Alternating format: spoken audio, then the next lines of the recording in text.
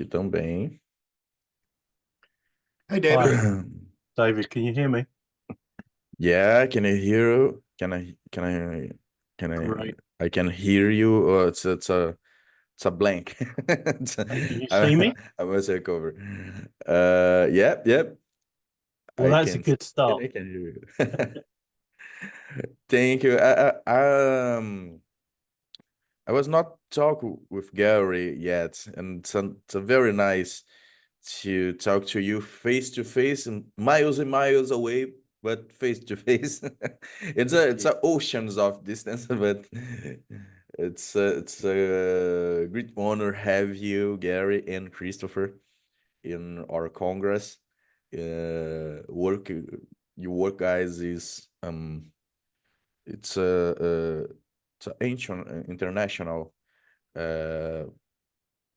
value with of investigative interviewing, and we can start in a few moments. In 5 minutes we can start to panel. We have translators, and so if any person talks with you in Portuguese, you can switch in interpretation the language to do you want to listen. So it's interpretation, it's an icon of globe in Zoom, in case you don't, so the Zoom is not so familiar. Kerber, retomamos aqui nosso caminho. Mário, muito boa tarde, Yuri. O pessoal já está voltando aqui devagar. Devagar não, tá voltando bem rápido até. Eu tô vendo aqui, eu vou. Essa senhora Ana Paula, eu penso em admitir alguém, ela já admitiu. Teve uma hora, Ana, que eu ia responder um negócio aqui, eu tava digitando e pensando no que eu ia dizer, você já tinha respondido para a pessoa aqui na frente. Aí esse pessoal já vem chegando.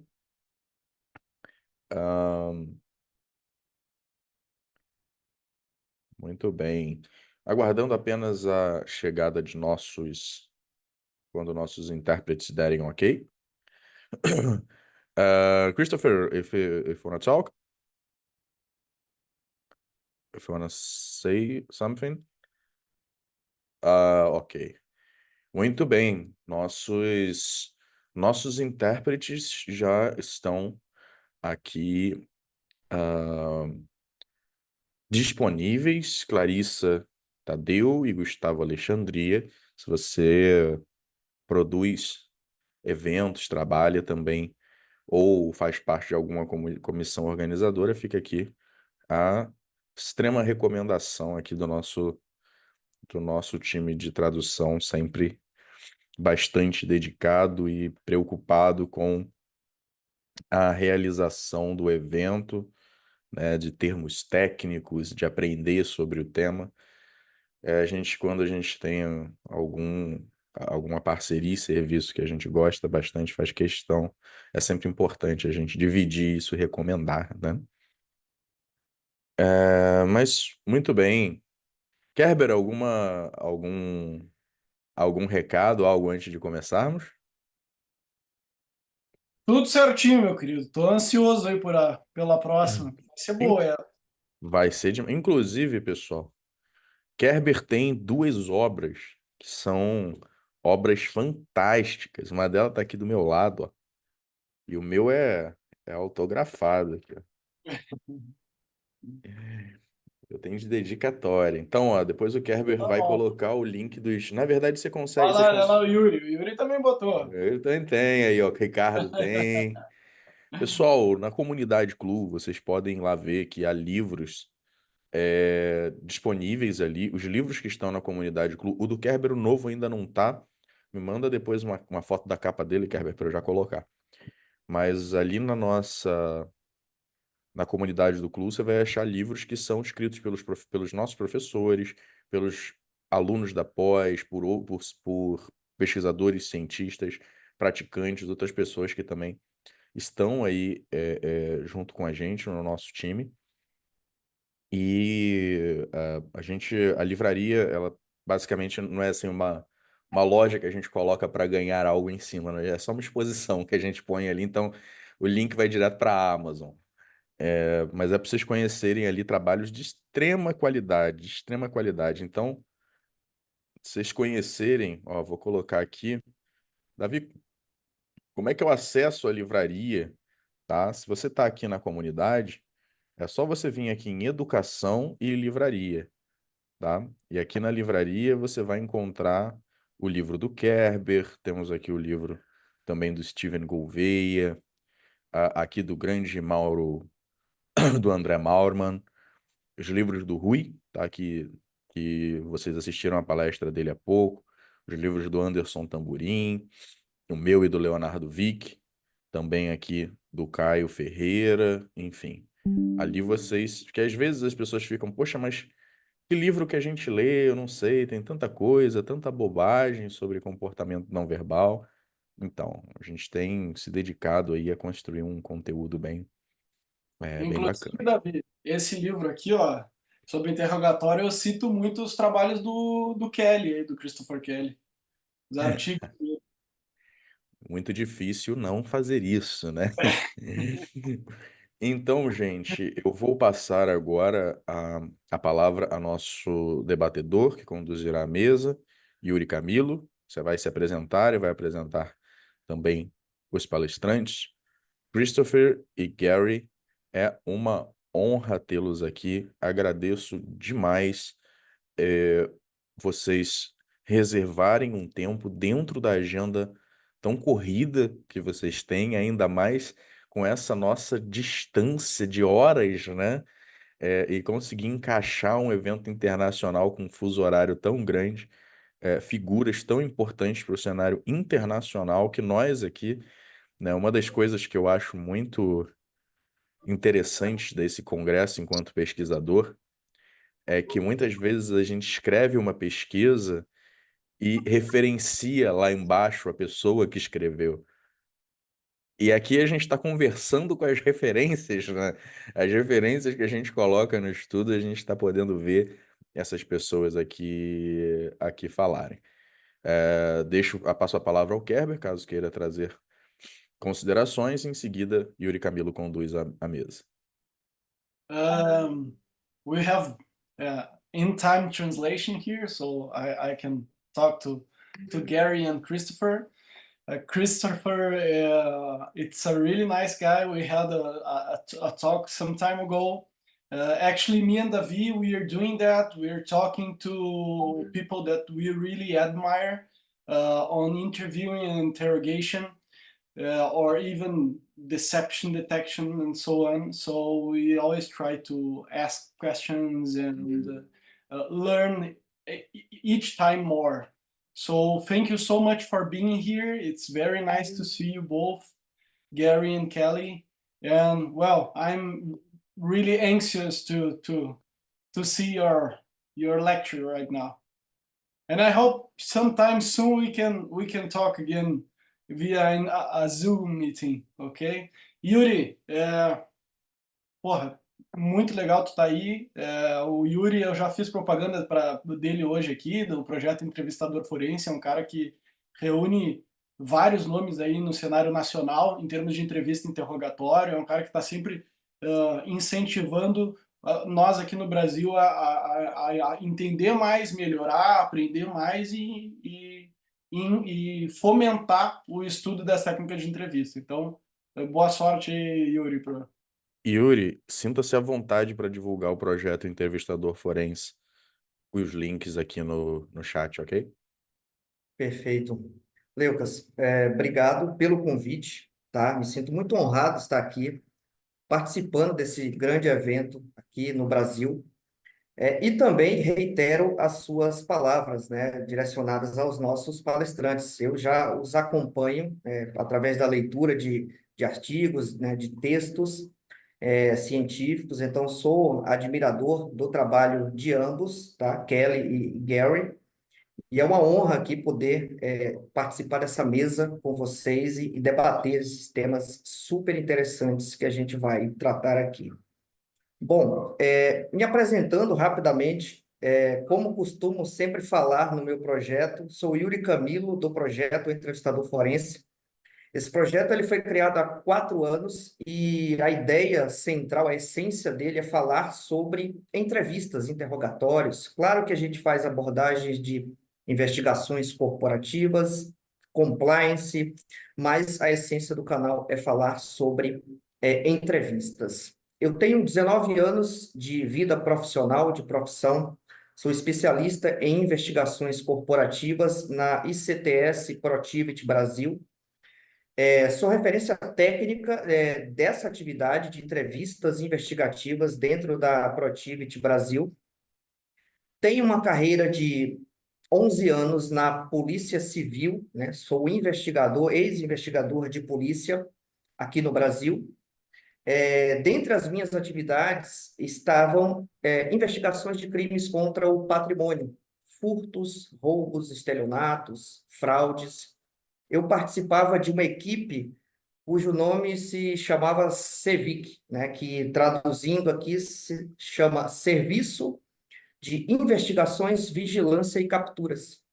Então, foi nesse ambiente que eu fui inserido no campo das entrevistas, seja em campo, seja interrogatórios dentro de delegacias. Bom, pessoal, tenho algumas especializações em compliance e também sou pesquisador estudioso de técnicas de entrevistas, né, como READ, PICE, técnica SUL, uso estratégico de evidência, SHARP, Orbit, princípios Mendes, ferramentas também de análise de credibilidade e veracidade, como Verifiability Approach, Reality Monitoring, CBCA, SCAN. Então, estudo e pratico no meu dia a dia. E estou muito ansioso para querer saber o material que será trazido aqui pelos nossos palestrantes. Bom, eu vou apresentar agora o Kelly, Christopher Kelly. Ele é professor do Departamento de Sociologia e Justiça Criminal em St. Joseph University, na Filadélfia, Estados Unidos. Por mais de uma década, ele está na vanguarda de estudos e métodos de interrogatório eficazes e a sua tradução para pesquisa na prática. O Dr. Kelly colaborou e colabora com departamentos de polícia americanos para examinar abordagens de entrevistas investigativas em campo, tendo colaborado com os departamentos de Los Angeles, Filadélfia, Las Vegas. Dr. Kelly também apoia centros como o Centro Federal de Treinamento para Aplicação da Lei dos Estados Unidos, a Polícia Montada Real Canadense, Escritório das Nações Unidas contra Drogas e Crime na Ásia Central.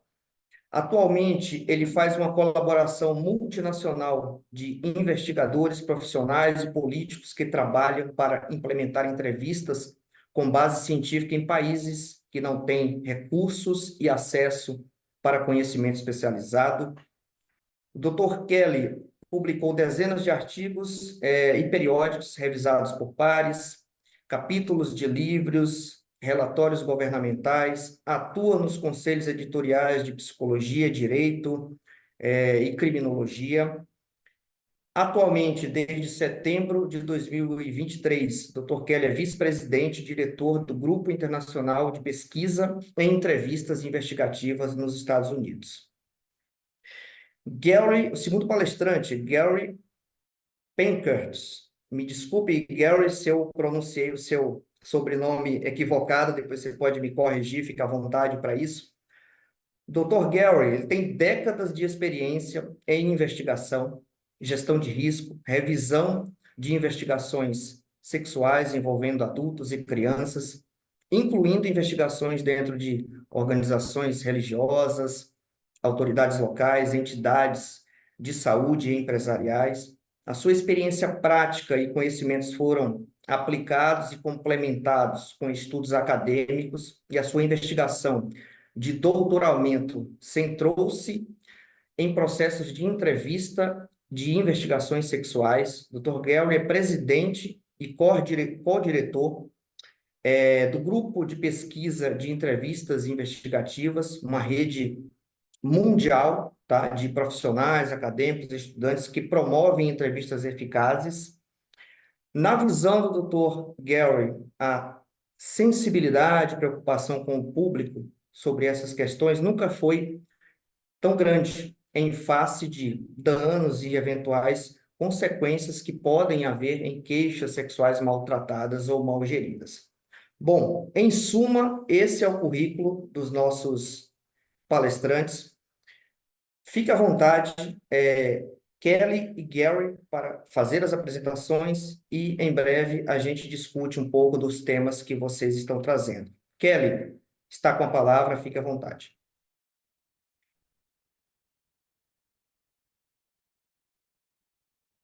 Gary, do you want to go first?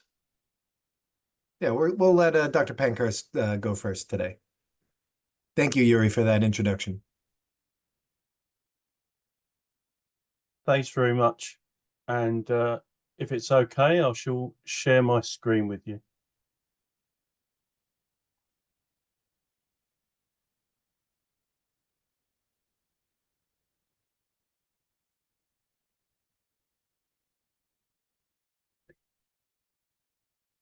Okay, so hopefully you can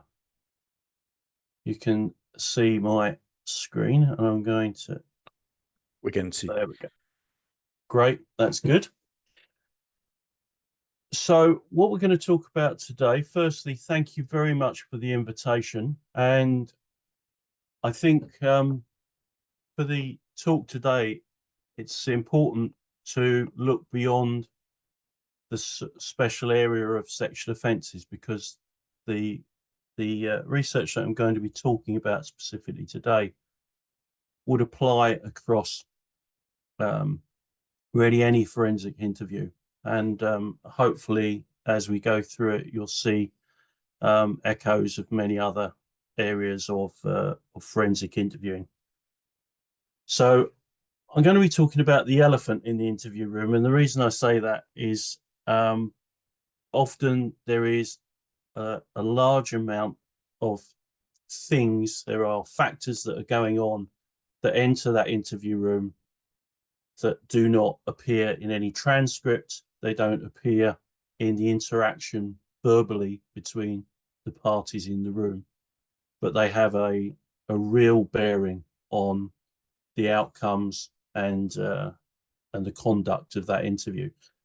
And it was, I had a previous policing career of 30 years and spent certainly a large part of that involved in hundreds of different interviews, and very, very much I thought that the invisible factors weighed very heavily on the outcomes, and it's something that doesn't always appear within some of the literature that I've read. So this is what brought me to studying this particular subject. So first of all, what I was looking at was experiences of officers that were working within sexual offence departments. So they were specifically tasked with mainly sexual offences. As we'll see a little later, they're pretty much all quite experienced officers with a number of other roles under their belt and in their portfolio before coming to this kind of work. And the idea was to look at the things that influence the conduct and effectiveness of the forensic interviews. One of the reasons I was really interested in sexual offences was because not only are they high stakes investigations, but quite often the forensic interview can be a primary evidential determinant of the case outcome. Often there are two people involved. The offence can take place in private with little external evidence than what is said by the parties involved. Therefore, what takes place in the interview is very, very important. So to look at it, I wanted to see how the demands that were placed on the investigators were expressed by them, and how potentially we could understand the impact of those factors, and then how can we alleviate or minimize those that were having an adverse effect on the interview process. That was the idea behind this. So a little bit of background context to what the situation is in the UK. There are over 190,000 recorded sexual offences a year within the UK now, and over 16% of the adult population have had some experience of a sexual offence, generally as a victim, and so it's a big problem, and it's something that takes up a huge amount of resources. Over the last decade, particularly, there's been a real increase in the visibility and public awareness of this particular crime type, and a lot of public disquiet about the way that police deal with those allegations, and indeed how they might run through the criminal justice system. Because despite an increase in reporting of such offences, there's also been seen to be a reduction in the number of convictions. So something is going wrong. Also, what with social media and a number of high-profile cases, there has been this increasing public concern that the current way of dealing with things is not effective. It's not working. As you can imagine, with the increased number of cases and allegations that come forward, it's increasing pressure throughout the criminal justice system. So how do these external pressures come together and influence how individual investigators make their decisions, and how does it affect their behaviour within the investigations? This was the question that I was starting with.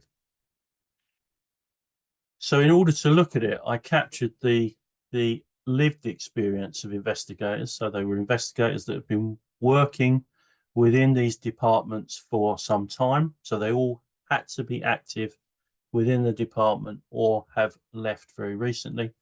And I used a qualitative approach to answering or attempting to partially answer the questions. So how do investigators experience conducting their role, and how does it influence the behaviour and decisions they take focused on the interview process? So behind this is a very well-established model called the procedural justice theory, and more specifically the four-component model. Now, to explain this very simply within the context of an interview, starting with procedural justice theory, across any process, there should be certain components within that process that I'm sure you would all be familiar with. And those can be seen on the outside of here, which is voice, which is the actors within the process, individuals that are affected by any formal procedure should have some ability to influence or affect that process. So they should have an independent voice. So as you can see, that's very relevant to the interview process. The process itself should be and be seen to be neutral towards the parties that are involved in it, rather than being loaded or biased in one direction or another. The process that individual goes through, there should be a transparency to it, so that any individual affected by it should understand not only what is happening, but each step of the process and how that happens. And again, I think you can see the direct parallel to the interview process, that as you move through that interview process, the greater the degree of transparency, the more likely that that individual involved within that process is likely to accept the fairness, the efficacy of that process. And indeed, the last pillar, the last element, is the fairness of the process, that individual, anybody within it, should see that there is an impartiality within the process that makes it work. That, in a nutshell, are the values within procedural justice and how you create a system that works effectively within it. And then the second part, which I was looking at, was the 4-component model, which is a model of formal and informal behaviors within any organization. So if we took a policing organization and the interview itself, you would have a formal level. So you'd look at decision making or quality of treatment as the 2 parameters. Decision making will be led at an organizational level by training and by guidance and procedures and by the law.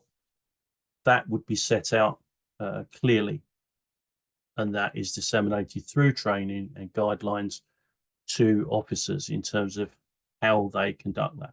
The training will provide the quality of treatment that is expected to be provided to individuals who are involved in that process, in this case, the interview. When you get to the informal level, you again look at decision making and quality of treatment. But of course, in this case, it's the individual officer. So the individual officer's decisions should be compliant with the guidance, should be compliant with law and with the training they have been given.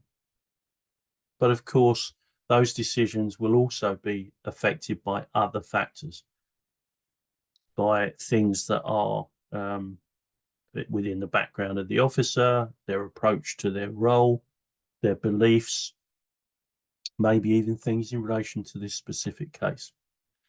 And the other side is the quality of treatment, which is how does that individual enact those decisions?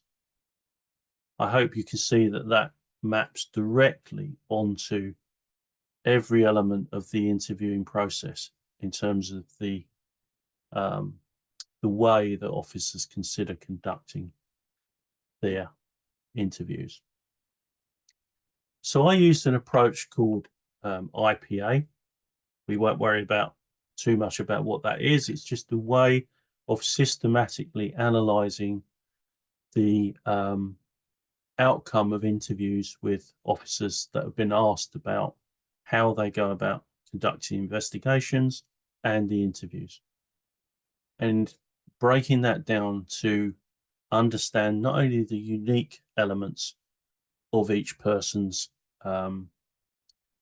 view and perspective, but also those things that may hint at an underlying pattern of factors that are important, an element that we can identify and look to in a more general setting.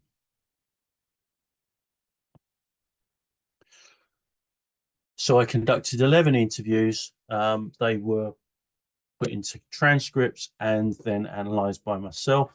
As you can see, there was a split between male and female officers, between 36 and 54 years old, and between 10 and 28 years of police service. So they were all experienced and fairly mature individuals. These are the themes that came out. So this thematic map that I'm displaying at the moment has 3 main themes to it. One, you can see, very much relates to formal factors. So organizational pressures could be split down into demands and scrutiny, which are elements of the pressure coming down from above that relate to things like resourcing and workloads. Then there was the personal traits and professional conduct, which were much more about the individual officer's response to their role and to the workloads that they had.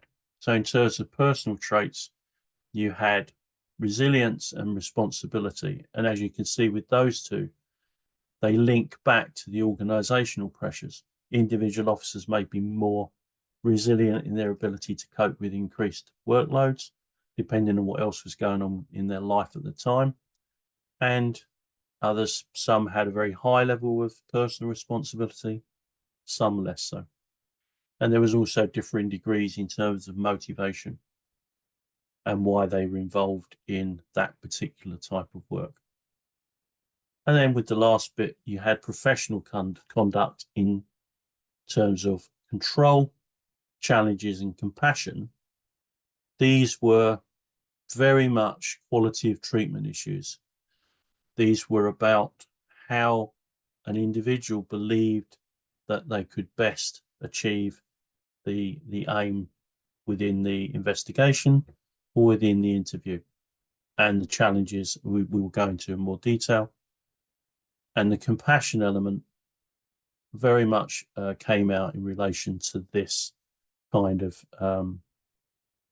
investigation. I see there's a hand raised. Would it be better? We'll take questions at the end, if that's okay. So briefly, to go through the themes, organizational pressures, which were the formal elements. The scrutiny and the demands came from both internal and external. So internally, there was the concern around scrutiny of each investigation. Was this likely to create issues for the officer internally? Whether that came from senior officers or whether there was scrutiny from other elements of the criminal justice system. And also there was concern externally, as I've previously mentioned, in the fact that many sexual offences now move into the public realm, and there is big concerns about whether or not that is likely to blow back onto the officer, where their conduct is questioned within a public realm where there is no recourse for them, which created quite a lot of stress within the interview environment. When it came to demands, there was this constant belief or feeling that there was never any space, that the workload was literally about just moving from one urgent task to the next to the next. So planning was difficult. The complexity of the cases and the amount required in each investigation had become more than individuals could cope with as a result of shrinking resources, lower officer numbers, but increasing demand. And then the type of work in itself, the emotional load that came from that, was spoken about by most officers, that dealing with sexual crime predominantly and over time did affect their mental health. So moving on to personal traits briefly, responsibility again was often about dealing not just with there was the issue of supporting and managing expectations for the people involved in the investigation, but there was also that concern that they wanted to get it right, that it wasn't always easy to know what had happened, and that it was important to retain that impartiality throughout, which led on to the idea of ensuring that all leads were followed up fully, and that often these would come from the interview. So if the interview wasn't conducted thoroughly, then there was a potential there that information or evidence would be lost, and investigative leads would remain unfulfilled. Over time, resilience was an issue because bit by bit, people's ability to cope with stress gets reduced, and that over time that ends up with the potential for someone feeling detached and dissociated from the type of work. One comment was a bit raked out because there was a repetitious approach to the kind of work. It started to look the same, and it was difficult to fully commit, knowing that in the majority of those cases it was going to be quite hard to get that through to court. So this brings us to motivation, where there is this view of the motivation was in order to get the result and to put offenders in prison, which required a positive court result. But of course, the reality is, as the investigators, they have no control over the trial process. And the reality is, and that is not their job. Their job is to put the best case they can through to the point of charge and ensure that everything is done ethically and correctly. And then the rest of it is out of their hands. So that did come across in terms of professionalism, but it's also a difficult thing to retain motivation, is if even when you feel that you're doing the best and most professional job possible, that it was leading too often in cases not going forward to court. And the last element was the professional conduct. So within the interview, it spoke about, there were various elements. One was the concern around control, and some officers were quite clear about retaining control within the interviewer, whereas others were very much wanted to draw the individual out to have their say, with the feeling that too much pressure or being too controlling in the approach and the number of questions would lead to somebody shutting down. So trust was reported in many of the accounts in terms of trying to build an element of trust between individuals, between the officer, the interviewer, and the other person in the room, to allow them the space for voice to give their side of what had happened.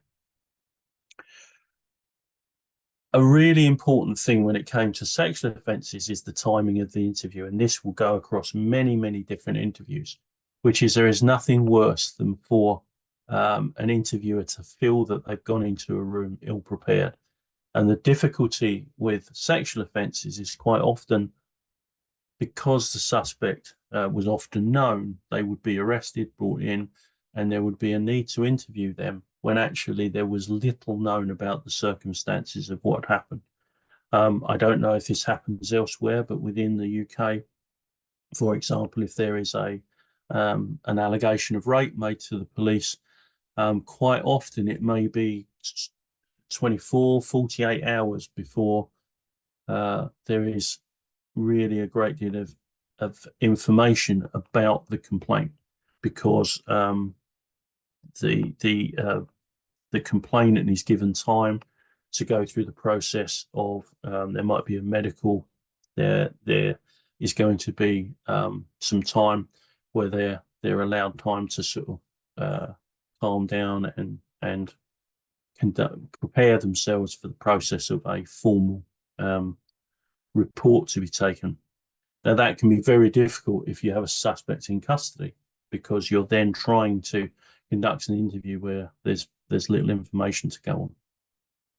And then the content of the interviews themselves can be very difficult to deal with for some officers. Interestingly enough, one of the other areas that came up quite often was the understanding of how difficult it is for a suspect within the interview, that some of them are just terrified within the interview. These are high stakes interviews, and indeed there may not be any good outcome at all for the person on that side of the table, regardless. And so all that can be provided is the opportunity for them to give their side of what's happened, knowing that still may be very difficult. Even if they are prepared to talk, they might find it difficult to talk about the particular details of the allegation. And they also need signposting to support as well.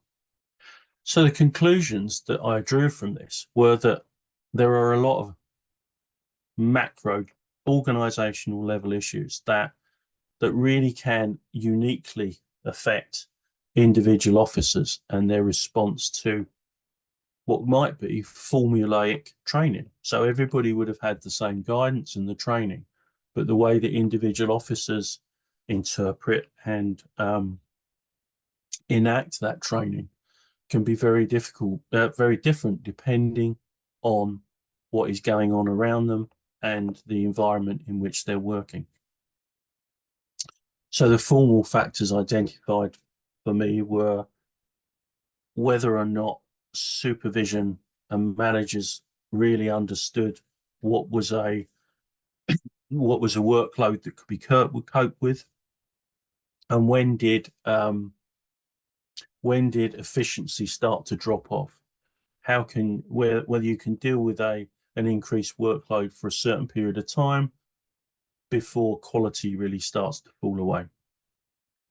Also, resourcing comes into more than just officer numbers.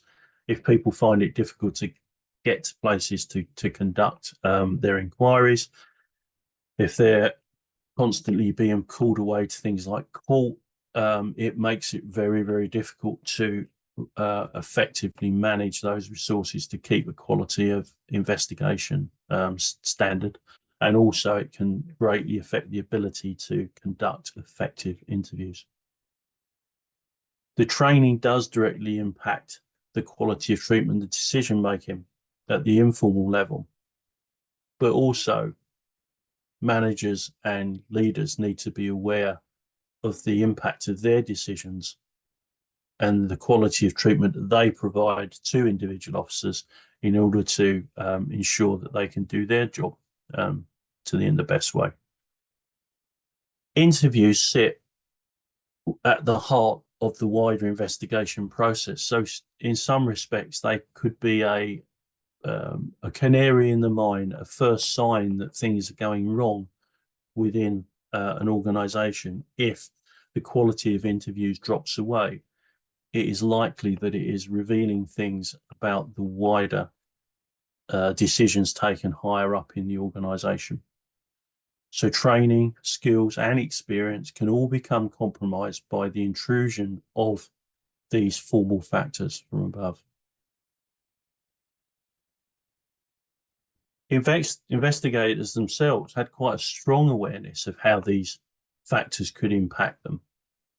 The difficulty is that there was little indication that management was necessarily aware or was putting in place things to mitigate those negative outcomes. So potentially there is some learning to be had there. Investigators were highly committed to their role. They really were aware on a number of levels about the impact, negative and positive, of their actions on individuals, whether suspect or victims or witnesses. And they were quite resilient, but the resilience came from within the team, really, and working together. When that team was not as strong, then resilience started to fall away, and it only lasted for a certain period. So there were clear indications of burnout, and also that individuals found it difficult to self-identify when they themselves were being impacted by the work or by some of these other factors. So looking to the future then, identifying and isolating these formal factors and looking at it through the lens of that process can be really helpful to then start to hone in on why people behave in the way they do and why they take the decisions that they do. An example could be that if you increase individual caseloads, it may well lead to a decrease in charge decisions or an increase in the attrition rate of cases not getting through to their finally to trial. And does that mean that that's a problem with the individual, or is there a wider problem there, a decision taken further up the chain which is having that impact? So within interviews, formal factors do affect not only the interview conduct, but absolutely the outcomes of them. So thinking about things like the timing of the interview or any pre-interview information that's given. And we go back to that factor of, if you haven't got the information, are you in a position to do the interview at that time? We then have to start to look at what's motivating those individual decisions and the quality of the treatment from the investigators. So there's quite a bit there to work with, and this is really only a scratching the surface of a much bigger issue. But I hope you can see that looking at things in that way would spread much further than just sexual offences, and could be really applied to any formal procedure within a formal organisation such as the police. So there's the references that I used during the presentation, and that concludes my presentation.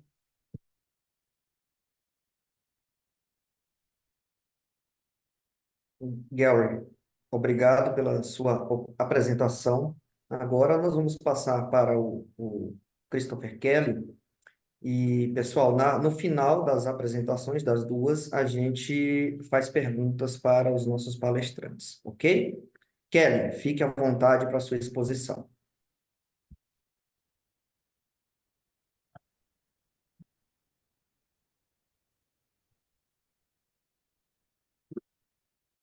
Obrigado, everyone. And Yuri and David and Felipe, thank you very much for having Gary and I here. I assume you can hear me and see my slides. Thumbs up there. Perfectly. Thank you very much. Okay, so whereas Gary was talking bigger picture, the procedural justice concepts, I'm going to bring this down more into the interview room itself and try to connect his presentation, mine in a little bit, through this practice of evidence presentation. And you see the screenshot of a recent paper that my colleagues and I published. I'll be presenting a little bit from that paper and then going beyond it. And at the end, we'll have a link you can follow to access the paper and some other information. But we're talking about evidence today. And we'll go over some of the fundamentals, what I mean by this 360-degree approach, this scoping review that we did to try to understand what is a very, very common technique that is used in investigative interviews and interrogations.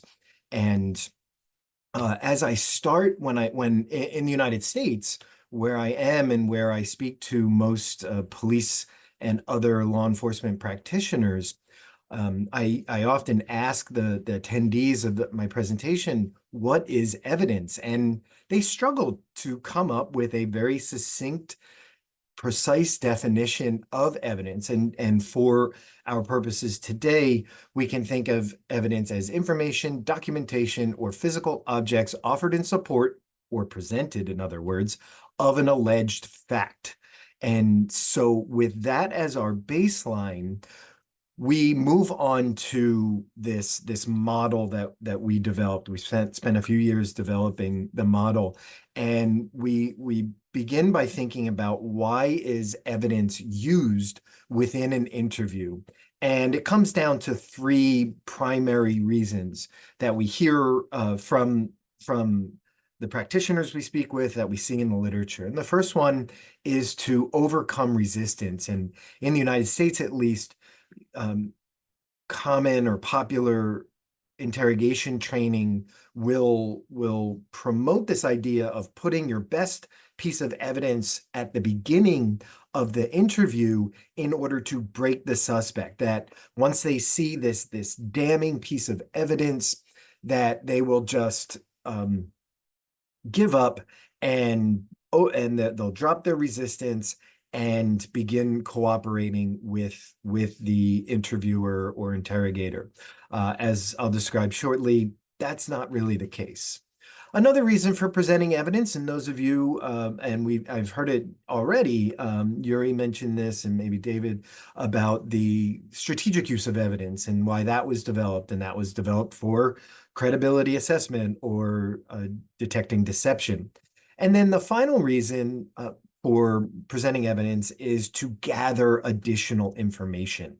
And so with these three whys, or in research terms, our dependent variables, we can start to think about the rest of the evidence circle, so to speak.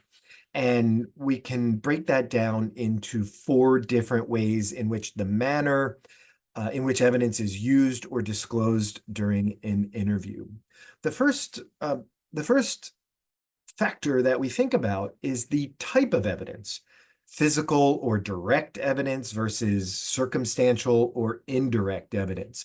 This question of evidence type leads also to questions of strength and what is presumed, and I think not always correctly, that physical evidence such as DNA or fingerprints or other forensic evidence, CCTV, surveillance videos as being stronger than, for example, eyewitness testimony or other circumstantial evidence. And so that the strength piece of evidence type is an interesting question in and of itself. But we can also think about what technique is used to present the evidence to a suspect. And I'll pause here and be clear that I'm talking mostly about suspects, and we'll leave victims, witnesses, confidential informants, or other sources of information. We'll leave them aside and think mostly about suspects here today. But we can talk about the technique. And by that, I mean, do you simply tell the suspect what you have in your possession in support of the accusation? But we can also show them the evidence. And it's an open question in the literature, though there's a small bit of research coming out of the Netherlands that does show that demonstrates that showing evidence is more effective than telling them about the evidence. But we can also think, and at the end of the presentation, I'll address bluffing about evidence using this what if the lab results come back that has your blood in the victim's home, for example. That's the bluff, that what if, or outright using deception and false evidence is another form of a technique that evidence can be used or presented. Next is the timing. This is the when aspect, and we think about that again in terms of the strategic use of evidence and detecting deception, but the timing is important to consider as well. And then finally is the temperament. What is the interviewer's attitude or personality or disposition that they bring to the interview themselves? And to connect to Gary's presentation, procedural justice gets activated here when an interviewer presents themselves as professional or even friendly, but at the ideal, it's respectful.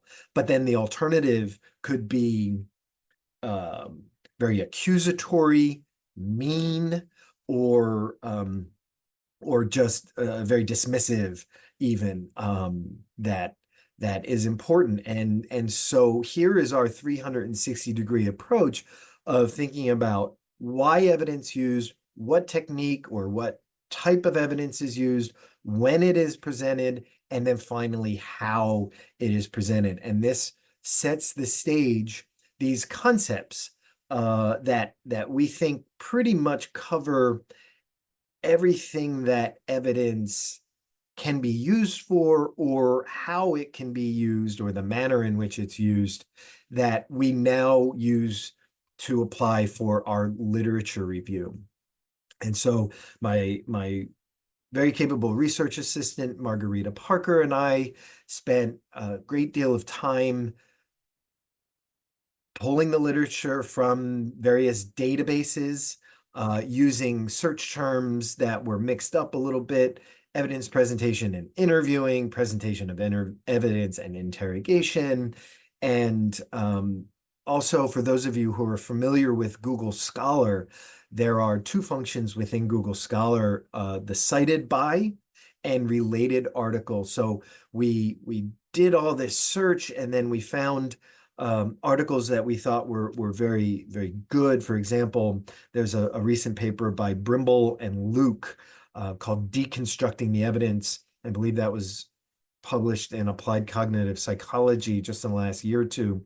That was a really great article, and was kind of a key that unlocked many more, because they had a great reference list that we were able to draw from, and Google Scholar makes that very easy. And so in our systematic review, we generated, through our search terms and through the different databases, over 6,000 possible 6,000 total hits that we did not go through all of them. That would have been way more effort than we had time or desire to do. But on a very superficial review of the title of the papers and a glance at the abstracts, we narrowed it down to 459 publications. Now, this is peer-reviewed publications, chapters in high-quality edited volumes, government reports, and training manuals that we brought that we included. From that 459, we removed all of the duplicates, looked more closely at the research itself. We come down to 130 unique or relevant articles or pieces of research that speak to evidence presentation. But then from there, our final sample was 80 different publications. And for example, there was a good deal of research about presenting evidence in a courtroom setting and how attorneys can most effectively present evidence for a judge or a jury. Those were relevant, but not directly relevant. So they were ultimately removed. We're left with 80. And from that, we developed what we call the rep tagging system.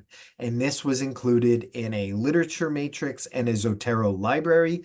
If you follow that QR code, that will take you to a website that has access to these materials and the paper that we recently published on this. But I will go through a little bit of the matrix in the library right now. So for our 80 different publications, we coded every single one of them on approximately 10 different domains. And you can see them here. These represent the columns of our spreadsheet of the literature matrix. You can see the citation, the brief citation, whether it's a primary piece of research, meaning original data collection, versus a secondary review paper or edited volume chapter. The evidence presentation mode, SUE, is a common one, and most common one, in fact. Then the orbit studies, which many of you, I'm sure, are familiar with, were included. And then we get into our whys of evidence presentation: what techniques, what types, when, how, and then we tracked other additional tags and included this in our literature matrix for each one of the 80. Zotero is a free online, well, the free version is limited, but you can download it for free and have access to this library, which is publicly available. But Zotero is a citation or reference manager program, and you can see here a screenshot of all of our 80 papers and chapters and training manuals that were included. In the lower left here, If you were to go into this, you could say, for example, well, I'm interested in something called the evidence framing matrix. If you click on that evidence framing matrix, what happens is only the articles that we've tagged as being relevant to the evidence framing matrix would come up. And so Zotero is a very useful tool we found. And as I mentioned a moment ago, both the literature matrix and the Zotero library are publicly available, and they are editable, meaning that if you out there have a piece of research on evidence presentation and you think it's relevant, you have the access level to add that to our database. So this is a live tool that people can use and contribute to as more research comes out. Now, I should mention there is new research on evidence presentation coming out practically every week, and perhaps this library will catch on and people will use it. But for the practitioners in the audience, you're also free to go and use this, search using the tags, find the relevant literature that you think will be useful for your purposes. And so briefly, a snapshot of those 80 publications that are included currently in the library. 72 of them are of original or primary research. About half, or exactly half, excuse me, are laboratory-based studies. Others are observational, which is the type of research I do that I'll speak about a little bit shortly. This is evaluating live or more typically recorded interrogations or interviews and coding them in a content analysis. And then, of course, we have self-reported studies that from most of the self-reports are of practitioners themselves and their perceptions of evidence presentation, but there are at least 5, I believe, and a new one actually was published, it's not included, that interviewed or surveyed people who had actually been interviewed by the police and their perceptions of what is effective or not effective as it pertains to evidence presentation. And it shouldn't come as a surprise to anybody here that what the practitioners say is effective isn't always the same as what the former suspects say is effective. And then the evidence presentation mode, SUE was the most common presentation of evidence domain. That is something I've been working on from the taxonomy of interrogation methods. But also we have SHARF research, for those of you familiar with that strand of research. PEACE, of course, from England and Wales, and Orbit studies, for example, are the different modes. And so with that in mind, we collected all of our literature. We isolated the 80 that were most relevant to our objectives. We used our tagging system to evaluate them. We have a good snapshot. And now, what did we learn from our literature review, our systematic literature review? And I will take it by each one of the outcomes or the whys, the first being overcoming resistance. And I have to say that all available research shows that presenting evidence increases resistance, as opposed to what I set up earlier in that many American training systems will advocate for putting your best piece of evidence forward at the beginning of the interview in order to break, quote unquote, break the suspect. What we find in the literature is the exact opposite, that when you present evidence, the suspect is going to recede or withdraw, or the resistance is going to become further solidified. And again, connecting it to Gary's presentation about procedural justice, is that you, the practitioners in the room, want the suspects to trust you.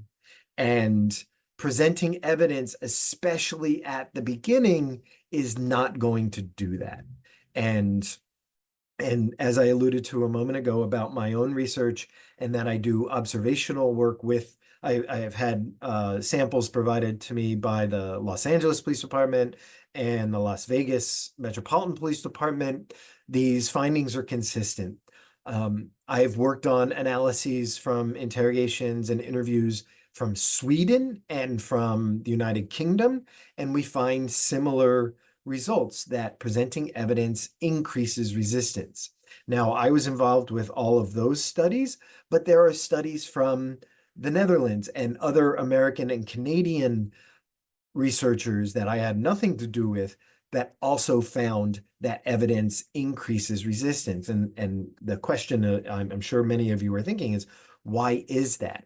And in the published literature, including what I have contributed to it, is that evidence presentation is highly correlated with confrontational methods. So the how, in other words, is very accusatorial. So the evidence gets presented along with an accusation of guilt, for example. So we've got you, it's right here in black and white. This is you, for example, on the CCTV, or this is your DNA at the crime scene. You have no choice but to accept this as true, and you're guilty. You might as well just admit it. That is an example of presenting evidence in an accusatorial manner, and that is where the problem is. So it's not exactly evidence presentation itself, but it's how, which I'll return to in a short while. The next one is you present evidence to assess credibility, and I've mentioned it several times already. The strategic use of evidence refers to the when, and whereas some police investigators will present the evidence early in an attempt to break down their resistance, the suspect's resistance, that is counterproductive. It's also counterproductive when it comes to assessing a suspect's credibility. And the Sue method is based on verbal or cognitive cues to deceit rather than nonverbal or physiological cues. So heart rate, respiration, galvanic skin responses, and other classical indicators of deceit that the polygraph machine used, for example. But Sue is based on what a suspect says, not on how they behave.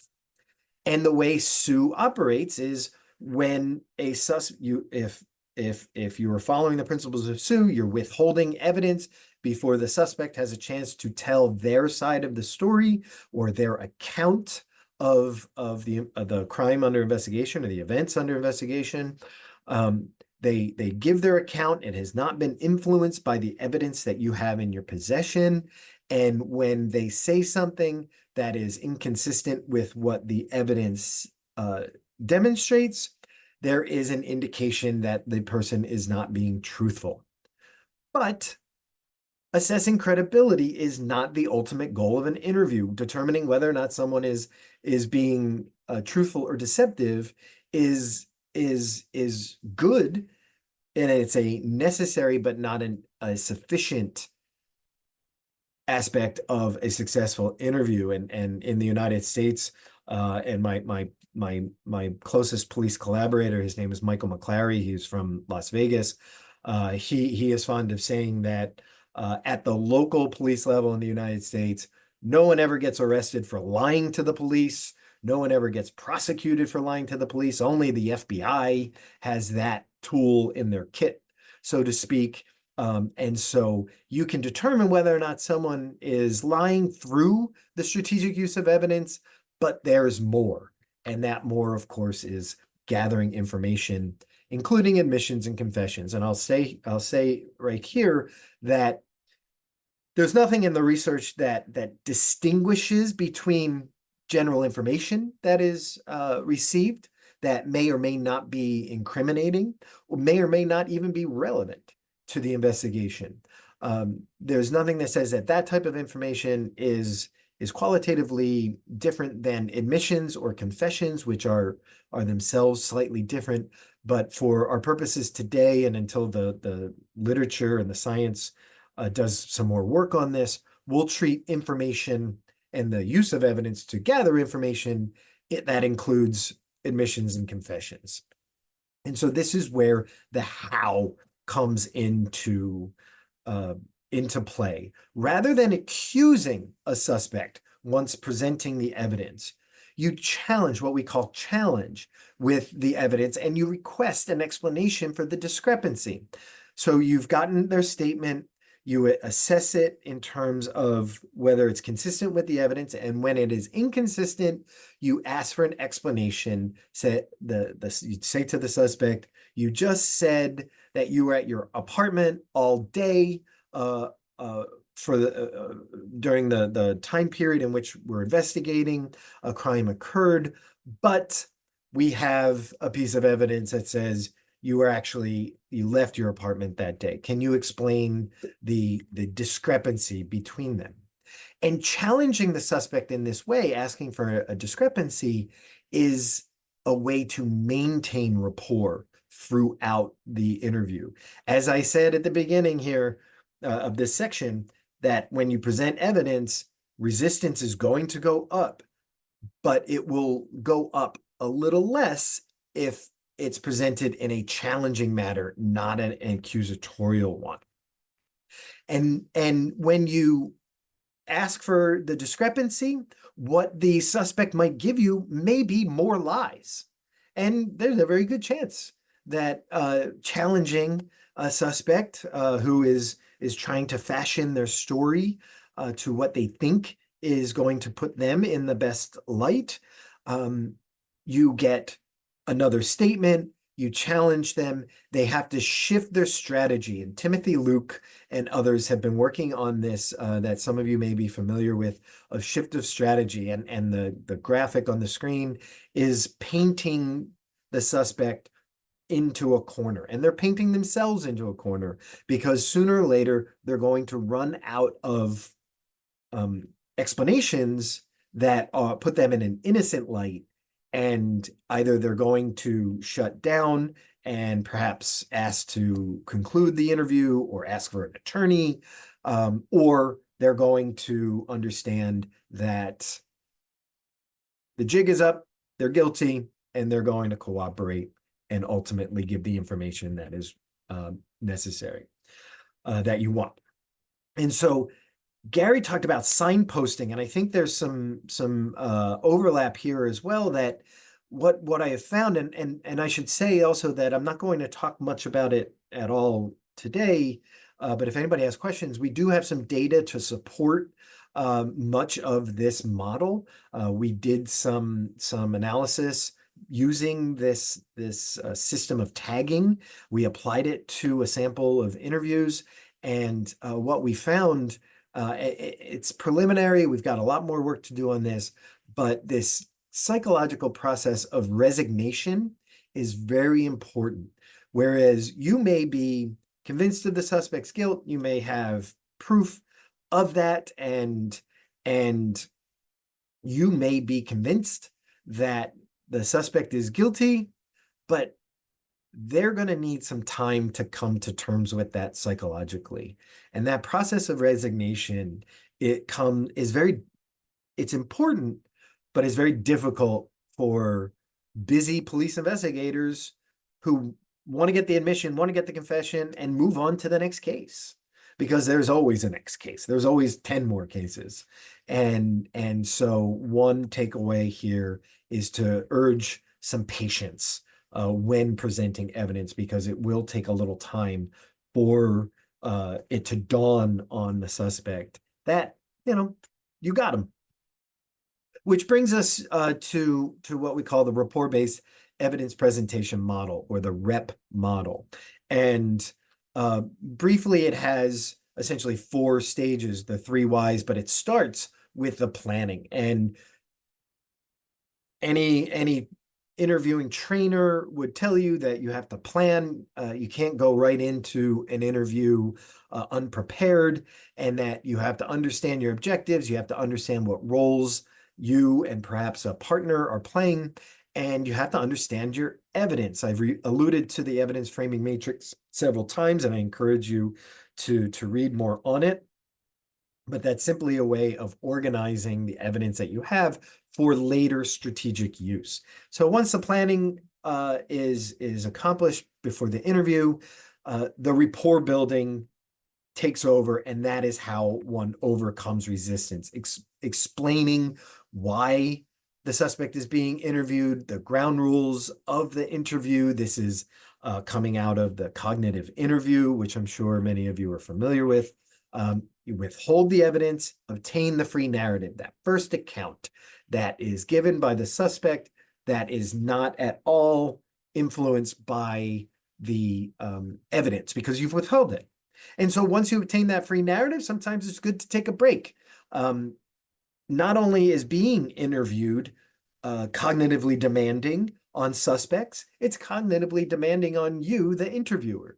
And we encourage taking breaks if that is permitted, and it is advantageous, because you can take a break, step out, formulate your disclosure strategy based on what the suspect just told you in their narrative. And that's when you start to assess their credibility via the strategic use of evidence. You identify those statement evidence inconsistencies, and you go back to your evidence to use it strategically. Then you move into the gathering information part of this by challenging the inconsistencies, maintain the rapport. I haven't talked much about the strength, but the evidence, the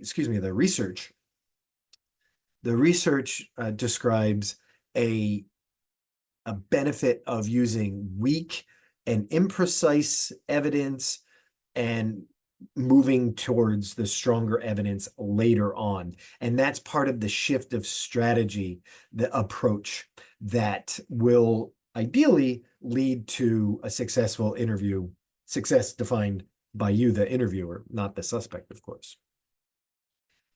Finally, I wanted to mention this that I alluded to earlier, that bluffing or lying or using the false evidence ploy is almost in all scenarios in the United States legal. It is not legal, for example, in England and Wales, where Gary was a practitioner and an expert in the interviewing model, the peace model there. These approaches are not permitted under the peace model and other investigative interviewing. But in the United States and elsewhere, this is permitted. And I would strongly urge caution here. First and foremost, it's going to have a negative impact on cooperation. If you're bluffing or using fake evidence, false evidence, the suspect is going to become resistant, because that's what suspects do in the face of evidence. So you have to be very careful about it.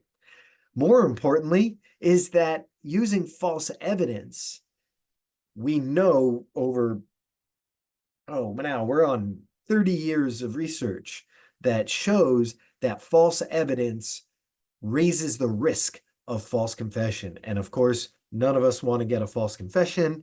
And one way to reduce the risk of that is to not use false evidence or deception with suspects.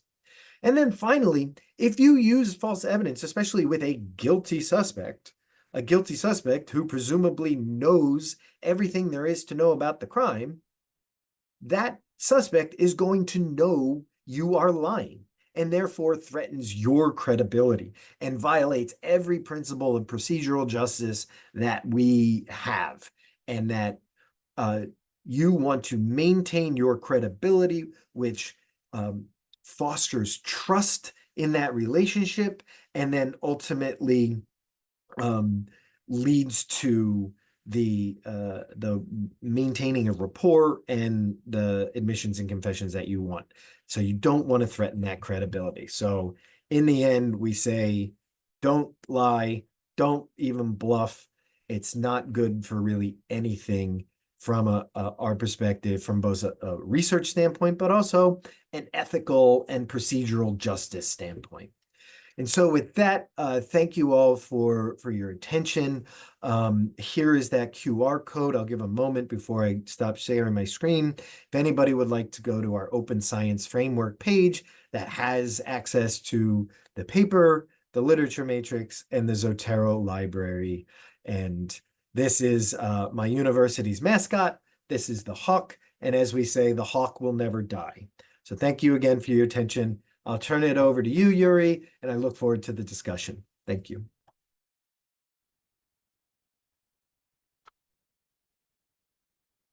Kelly e Gary, muito obrigado pelas contribuições valiosas relacionadas ao trabalho de vocês.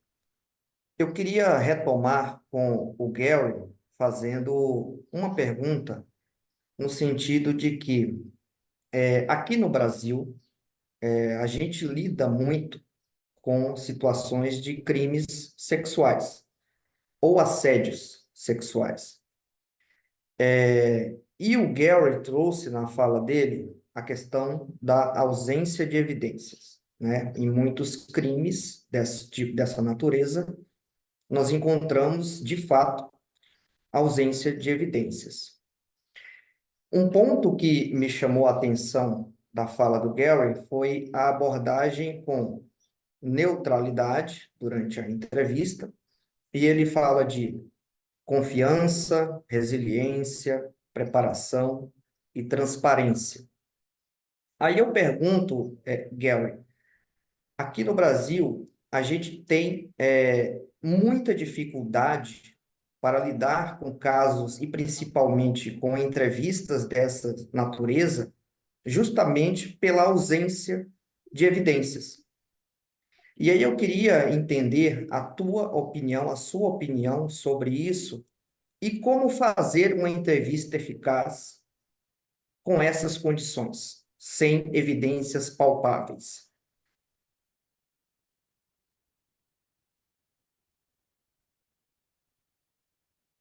Thank you, Uri. It's a really, it's a huge issue. It's a really interesting issue, and the difficulty is I have no familiarity with the jurisdiction in Brazil and the way that their legislation is worded. I hope you can take something from the journey that we've been through in England and Wales. So over the course of my working life, when I first trained and the first detective role within sexual offences, we were still operating the Sexual Offences Act 1956, which meant that the legislation had been drafted possibly 2-3 years before that.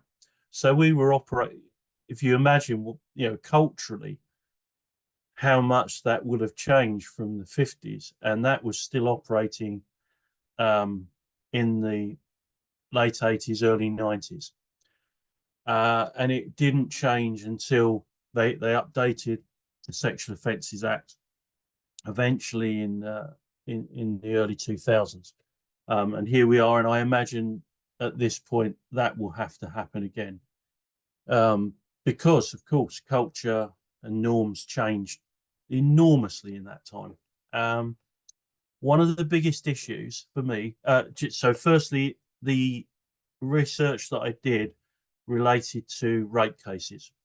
So in some respects, it's slightly different and maybe easier because in a large number of cases, there was some existing relationship or at least contact between the two parties. So that would be my first thing, is that often in those cases, the dispute comes down to consent. So consent is often a very big issue.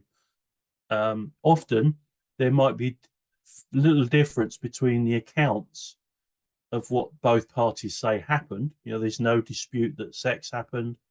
The dispute will be around the issue of consent, which is why the interview becomes so important.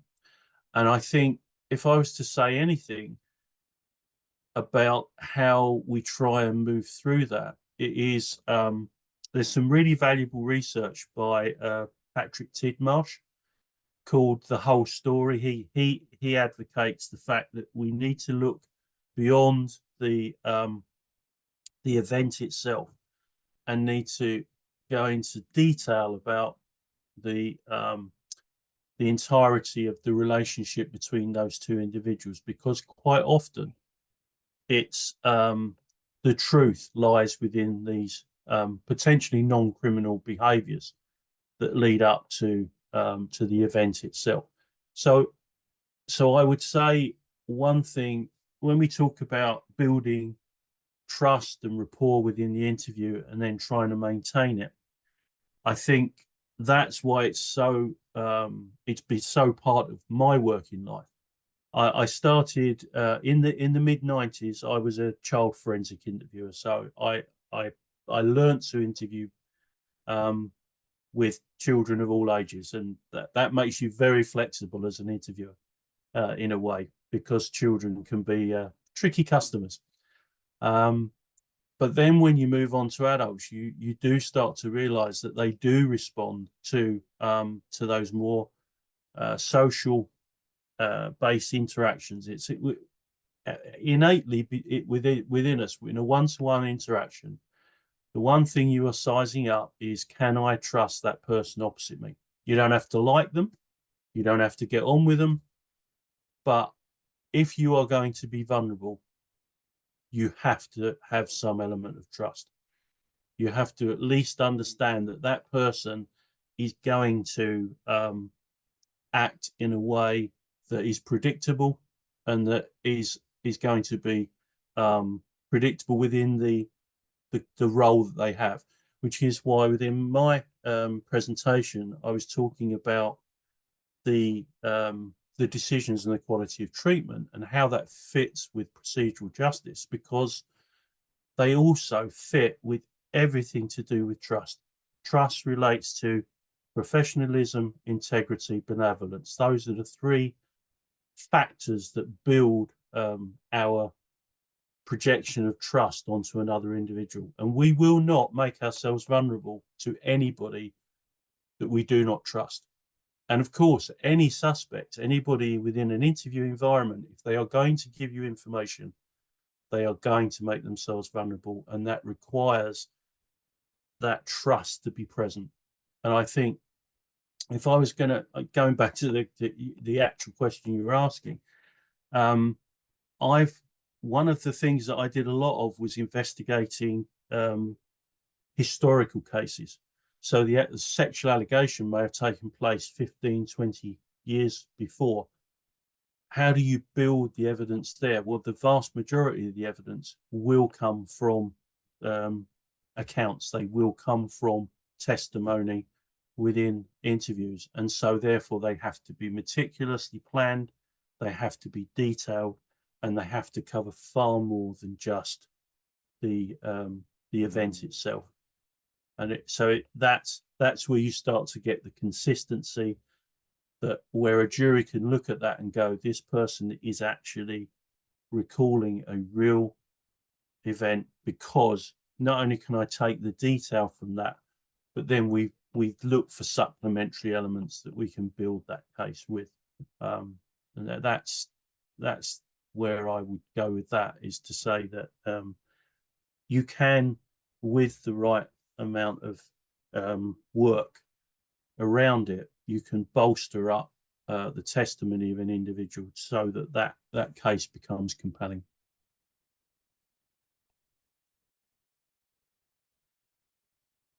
Ok, Hopefully that perfeito. gives some way to answering what you were asking. Sim, ajudou muito. Obrigado pela resposta.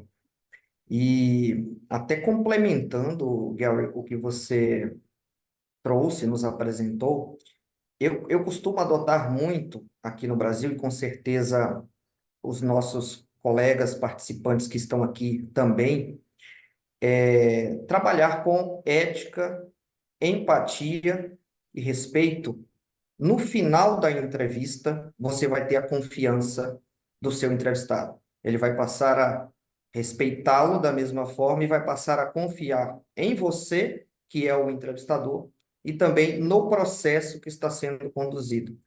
Então, eu costumo falar muito isso, inclusive para os meus entrevistados, porque eu acho que isso cria uma ligação interpessoal entre nós dois muito forte e a gente chega num denominador comum no final da entrevista, tá? Então, compactuo com a sua fala, tá? Agradeço a sua resposta.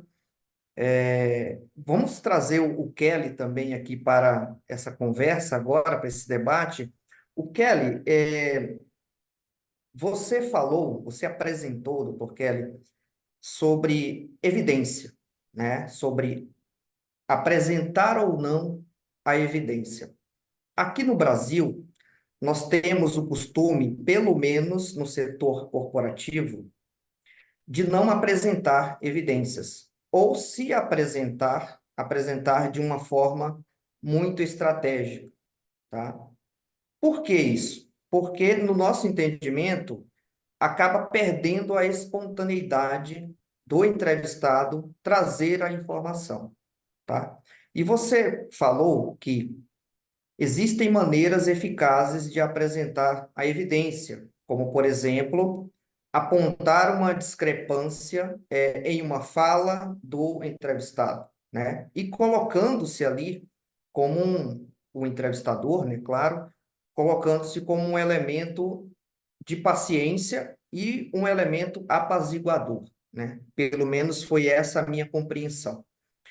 Eu queria que o doutor esclarecesse melhor isso e para os nossos ouvintes também, como que isso se dá na prática? Qual é a melhor maneira, a melhor forma de apresentarmos as evidências, claro, utilizando a estratégia? Sure, this is a great question, and thank you, Yuri. And from the first part of your comments, I should note, at least in an American context, the best way to use evidence is sometimes not to use evidence, and that for many of the investigators that we've spoken with for this project specifically, we did some focus groups, but also informally talking with police practitioners, many of them will say that if I don't have to use evidence, I won't. And that is advantageous, at least in the American legal system, of not showing the suspect at that time. I mean, eventually discovery laws and procedures dictate that criminal defendants must receive all the evidence that the prosecution has, but withholding that entirely is sometimes the best way to go. But to your question, when evidence is being used, it is the takeaway from our model and the research that we've done is to present evidence one piece at a time. So the early formulations of sue was to withhold all the evidence until the end of the interview and then do some just full disclosure of the evidence all at once. But that was 20 years ago now. And that we also, as I mentioned in my remarks, that sue was developed to detect deception, but that is not the ultimate goal of an interview by and large. And so future iterations of sue started to examine the benefits of gradual disclosure or one piece at a time. Coral Dando and others in the UK call it tactical use of evidence, or TUE, T-U-E. But in our framework, if evidence is going to be used in order to assess credibility and then gather information, it is best used one piece at a time. Ask for the explanation from the suspect about the inconsistency. And so you've got the timing, the when, one piece at a time, later in the interview, after the suspect has given his or her statement. The how is in that challenging fashion, asking for an explanation rather than making an accusation. So please explain the discrepancy between what you said and this piece of evidence. So we've got the when and the how, and now let's talk about the what. The what in this case being the type of evidence and the technique that is used to present it. And one thing that I did not focus on in my presentation was this issue of strength. And the stronger a piece of evidence is that should be disclosed later. So for example, say you just have one piece of evidence, and that one piece of evidence that you want to use is of a video of your suspect at the bank that he had robbed. It's a clear video over the teller's head, looking at the suspect who's pointing a gun, and that is the piece of evidence that is damning. Rather than go right to that piece of evidence, and this is, we can talk about if you think this is somewhat using deception with the suspect, but I'll argue that it's not.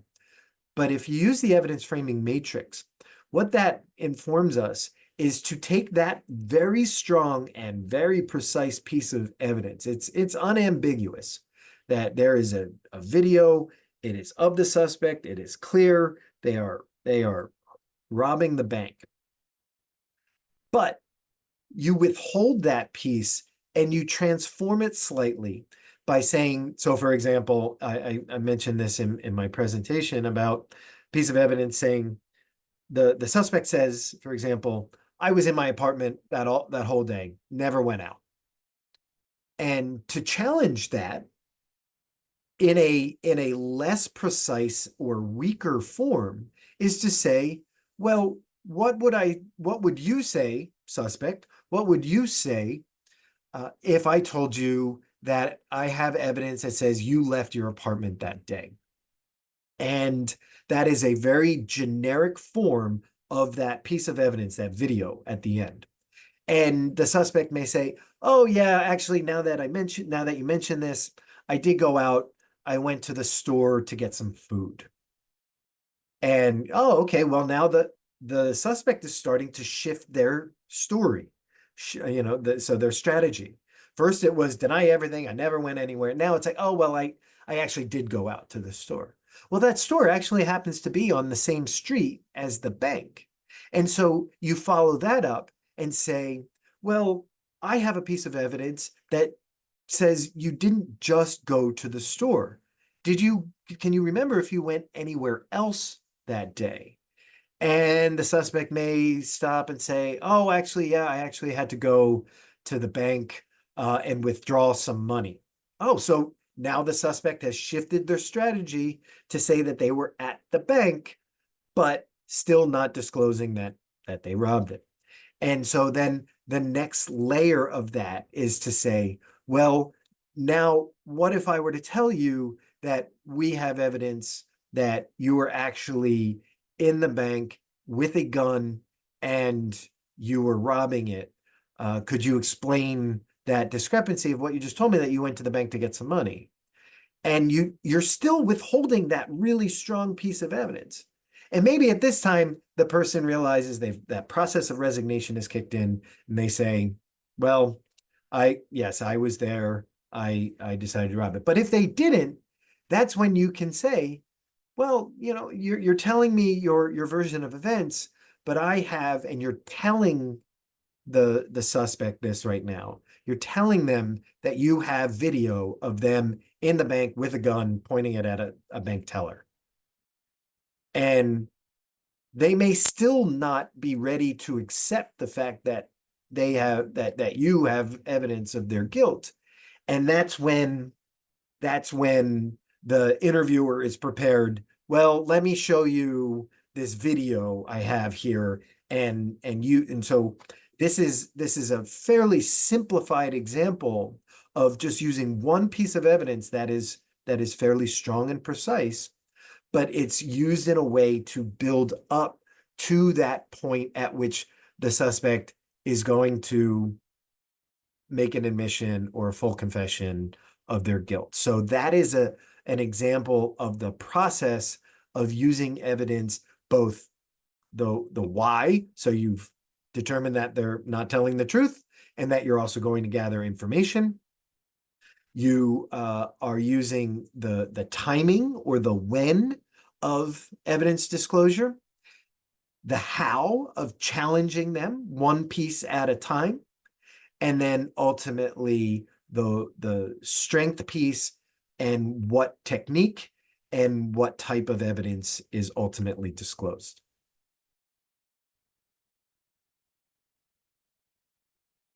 Perfeito, muito bom. Obrigado, Kelly. Muito obrigado. Obrigado. Muito obrigado. Lucas, posso avançar ou você quer fazer uma pergunta? Não, vamos avançar para as perguntas da plateia. Tá bom, perfeito. Excelente. Kerber está com a mão levantada? É isso? Sim, pessoal, nós já temos algumas perguntas aqui. Yuri pode lê-las se quiser, mas se você quer fazer uma pergunta, por favor, faça como o Kerber, que levantou a mãozinha. Não precisa, é a mão virtual, tá, gente? Porque a gente coloca, a pessoa fica assim, aí, pô, mano, não era isso, vai ficar com o braço cansado e tal. A mãozinha do robô, a mãozinha do Zoom, tá? Enquanto isso, nós temos umas perguntas aqui no chat. Bom, Yuri, fique à vontade. Tá Na bom. verdade, tem uma pergunta apenas do Davi aqui, mas do meu xará, não sei se é David ou Davina É Rodrigues. David, é o David Rodrigues. Eu David vou Rodrigues. fazer a pergunta do David, que eu acho que foi a única que eu vi até o momento. Bom, o David Rodrigues, ele pergunta, considerando esse cenário de apresentar a evidência durante a entrevista, em questões práticas, qual o melhor momento para apresentá-la e como gerenciar as objeções? Acreditamos que o Kelly acabou de Eu acho que responder, acabou de mas responder essa, né? exatamente. Então, eu vou passar pro Kerber, e aí você, se tiver dúvidas, vai colocando aí enquanto o Kerber faz sua pergunta. Kelly, fica à vontade. Com o microfone ligado. Yeah. Isso. So first, congratulations for your speech. It was really awesome. I read your article, but when you present it, it's much better because it's really nice the way you put everything for us. I didn't have I forgot to congratulate you the last time we talked about all the work you did with Miller and the other authors about the taxonomy methods. I put that in my book because I think it's amazing. It makes us better understand the techniques you can use in an interrogation scenario. I saw that you talked about the evidence ploy, okay? And something that it always comes to my mind, and I think it's the perfect time to ask you, is that usually I teach my students about evidence metrics or proximity-based evidence disclosure, or even shift of strategy and so on. But I always have a question about the evidence connecting questions from the PIN, because when you talked about the showing of the evidence and trying to shift this strategy, you use this phrase, what if we have images of you doing that, right? You didn't show it. And you were talking about these studies of, I think from Sweden, I don't know, that maybe really showing the evidence is better than just telling that you have evidence. But where I wanted to go is to ask you if this what if it could be also used even when you don't have evidence, because for PIN that's not bluffing. They say that's not bluffing. I'm just saying, what if we have some image? I'm not saying that we have, and if there is it must be, we must have a real good explanation for it. So we are not bluffing, we are just saying what if. And what do you think about this evidence connected question? Because it makes, I think that the interviewer must be like crazy inside their mind. Oh my God, do they have images or they don't? Because he's not telling me. Yes, and Felipe, thank you. And as I was talking, answering Yuri's question, and I'm going through my example, I caught myself saying "what if," and in the back of my mind, I knew I misspoke, but I kept going. In the way that I think about these things, the what if question or the bluff is dangerous if you are not able to back it up, in the sense that, going back to the example I said, and that you picked up on, which was, what if I were to tell you that I have evidence that you were not in your apartment all day? Now, that is said with the knowledge that I have pretty strong evidence to support that accusation, that they were not in their apartment all day, and they actually went out. And so in that case, it's not necessarily a bluff. It's probably more of a rhetorical, maybe I could even clean it up myself, for example purposes like this. But a true bluff is if there's no evidence that exists and it is being put out there by the interviewer to the suspect as a possibility that it exists, but if it ultimately doesn't exist, it is effectively a false evidence ploy. That if the evidence that you are bluffing about doesn't exist or doesn't materialize, that ultimately it becomes a deception. And I'll make a brief point here that in the United States, there's a movement about prohibiting police from lying to juvenile suspects during interrogations. So as I mentioned in my presentation, lying to suspects is permitted. But I think we have now 10 states that have passed laws that say you cannot lie to juvenile suspects during an interrogation.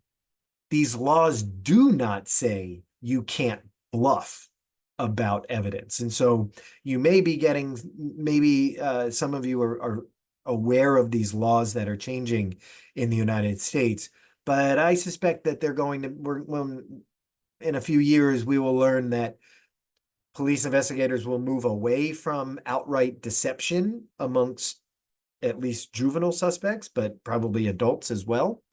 And they're going to lean more onto the bluff. And when it comes to the court, it'll be like, well, I didn't say we had the evidence. I just suggested we might have it. And I would really caution against that in the event you do not have the evidence. But in the scenario that I was giving, which was challenging and transforming the evidence, a very strong piece of evidence, to something weaker. What if we had evidence that said that you were outside of your apartment? What if I told you I had evidence that you were actually in the bank that day? That is backed up ultimately by an actual piece of evidence. I hope that helps, Felipe. Oh, thank you so much. And just to finish, a small question to Gary. Gary, you talked about sexual offense, and something that crosses my mind is a recent article from Krog makes a plot like they made like an interrogation room, and they tried to create pressure on these students that were there. and they should talk about like masturbation practice they have. Yeah, David, you did that face. Yeah, that was the recent article from Krog. They talked with people about masturbation, so they were really stressed, and they tried to test how Rapport could bring better results on the gathering information. And something that they discovered is that it doesn't matter if the interviewer is a woman or a man. You have the same amount of information since you use Rapport. I would like to know from Gary, on your view, what happens in a police context, if that happens or not, if it makes difference or not. Thank you, Philippe. Really interesting question, and it raises a number of issues actually, which is there's the first one is I think we can all identify with how uncomfortable it can be to talk openly about sexuality or sexual practices. It's just not something most of us would do in our sort of everyday life. So that's the first thing. But then to have to do it where it's going to be recorded and where you're going to have to do it and others are going to have to hear that, I think we can all identify how difficult that is for anybody. So that's the first thing, is just our innate sort of embarrassment or uncomfortableness that is going to be there regardless of the circumstances. If you then add the pressure that comes about because it's presumably it's a criminal allegation, if that's that's the circumstances that you're in, it really doesn't matter which side of that you're on. If you're the victim, the elements to that psychologically and individually are going to be similar in some respects to those potentially that some suspects will find, depending on if we go back to what we're talking about with consent and all the rest of it, the two views about what actually happened may be very different and may be honestly held. So there's those elements. I think it was an interesting paper and an interesting way to try to get to look at that very real, very human element that is unique to sexual investigations. But of course, the second part of it is that, and this is work done a while ago now by Kelly Bennyworth, is that what she did a content analysis and a discourse analysis within interviews with paedophiles, and what she determined was that actually the very language that they're speaking is at odds with the interviewer. The difference between the interviewee and the interviewer was profound, in the fact that the officers, the interviewers, were naturally following questioning lines to deal with the details of the allegation. So they wanted specifics, day, date, time, place, what actually happened, where were your hands, where was this, where was that, quite clinical, precise. When you listen to the answers, the answers that were being given by the interviewees, they were talking a different language. They were talking in the language of relationships and emotion and the way they felt about things. And so that sets up a dissonance between the two parties in that room that makes communication easy to break down. So it's really another interesting element of that is the fact that because we're already in quite an artificial environment where you're talking firstly about something you may be very uncomfortable to discuss. This is why it's so important to build that trust, because you're ultimately being very vulnerable. Secondly, are you talking the same language? Which is another reason why we need to know about the context of that event.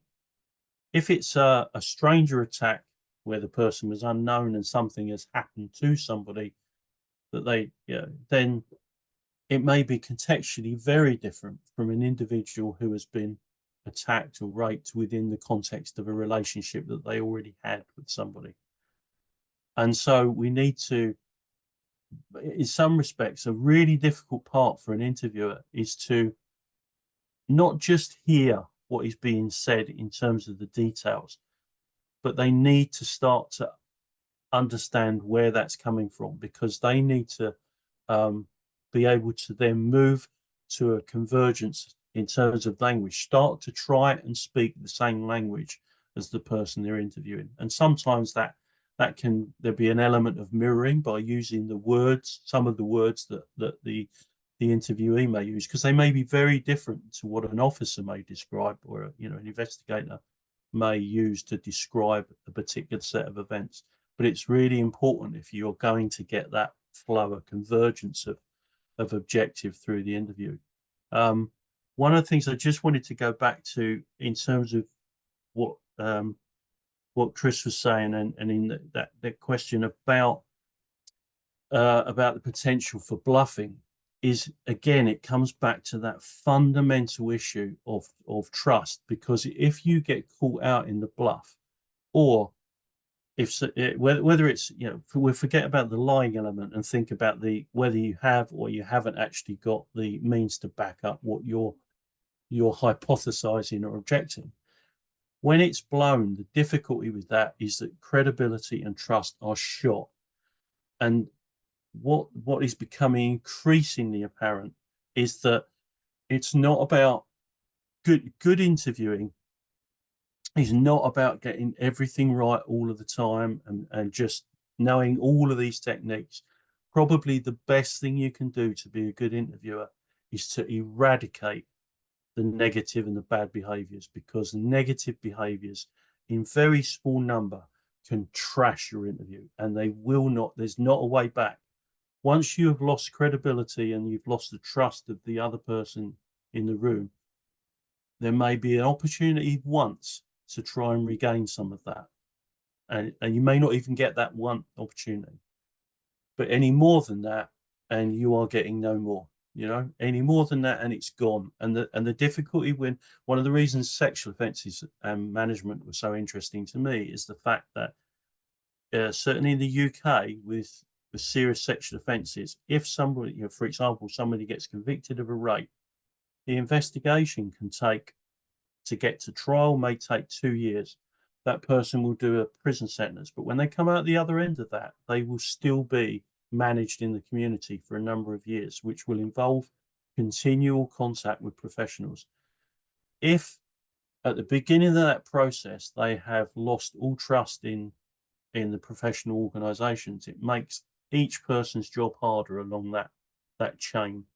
So if we are to manage people at the other end of it, we need to maintain that person has some element of ability to build trust with professional organisations, which is why for me it's such a foundational stone of good interviewing. But if there was anything I wanted you to take away from this at all, it is, when looking at your own interviewing practice, concentrate 100% on eradicating those negative and bad behaviours that have been drawn out through research, because it's those individual behaviours on their own that will destroy any interview.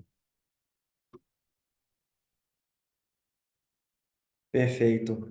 Eu estou vendo que o Mário de Lemos está com a mão levantada. Mário, eu vou fazer uma aqui do chat e a gente fecha contigo, tá? Fechamos com você para finalizar.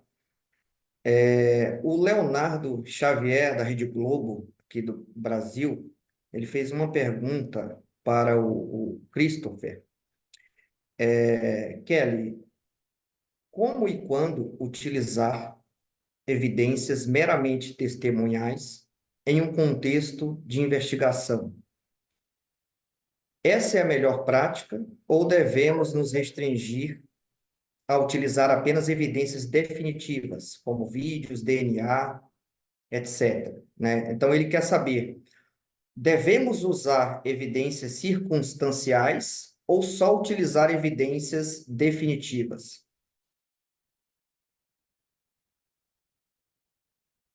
That's a great question, and thank you for asking it. And I've got translate from Google on one screen, and I'm trying to keep up with the chat and everything in Portuguese, putting in it. And so I saw that, and I'm going to answer that question. I'm glad it was raised, and I'm going to wrap in another one before we go.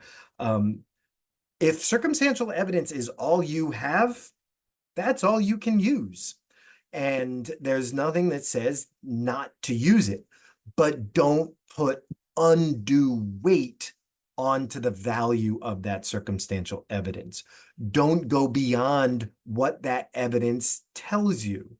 And for example, an eyewitness account is not as reliable as a video, but to the guilty suspect, an eyewitness account may be just as strong, because the guilty suspect knows where they were, and if there's an eyewitness who says that can put the suspect at the scene of the crime, that can still be very valuable.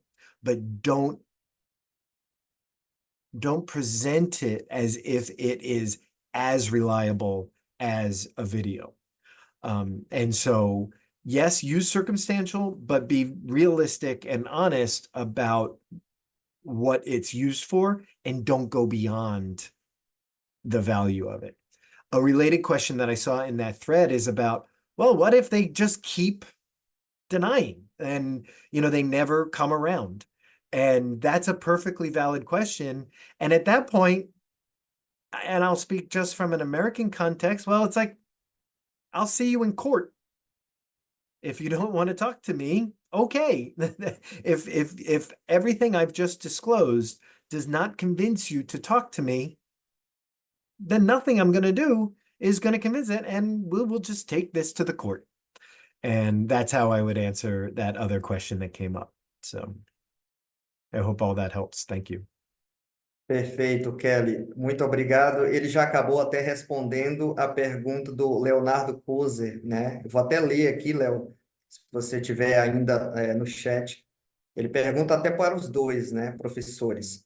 Em casos mais extremos, no caso de mostrar evidências, se a pessoa continuar negando, o que fazer, né? Como proceder? O Kelly acabou de responder também essa pergunta. Mário de Lemos, você está com a mão levantada, fique à vontade para fazer sua pergunta. Bem, boa noite, Yuri, boa noite aos nossos doutores, né? Aqui fala Mário de Angola. A minha questão, eu tenho duas questões muito breves, não é? Uma em relação a uma mais para o Dr. Gary e outra mais para o Dr. Christopher Kelly. Para o Dr. Gary, eu queria perguntar exatamente da questão, eu trabalho na questão das vítimas de crimes sexuais, ou seja, crimes de abuso sexual. Eu queria saber quais as melhores ferramentas que nós usamos para a recolha de depoimento das vítimas, dos menores vítimas de abusos sexuais, não é? Sem danificar ainda mais psicologicamente essas crianças. Porque muitas vezes a maior dificuldade que nós temos na recolha de depoimento de crianças tem a ver com essa separação da questão da imaginação da criança, da maneira como ela olha o próprio ato sexual criminal. Então, essa é uma dificuldade sem danificar ainda mais a criança. Em relação ao Dr. Christopher Kelly, desde já dizer que são duas referências nesta área que eu tenho nas minhas aulas falado, tem a ver exatamente com de como trabalhar com a vítima de abuso sexual, não é? Durante o processo de julgamento, porque o próprio julgamento em si, ele é muito vitimizador da própria, ou seja, cria ainda o que nós chamamos de vitimização secundária. Como é que nós trabalhamos com a vítima de um crime sexual durante esse processo do julgamento? Nós, enquanto psicólogos criminais, ou psicólogo forense, vamos trabalhar com a vítima neste processo. Então, são essas minhas duas questões.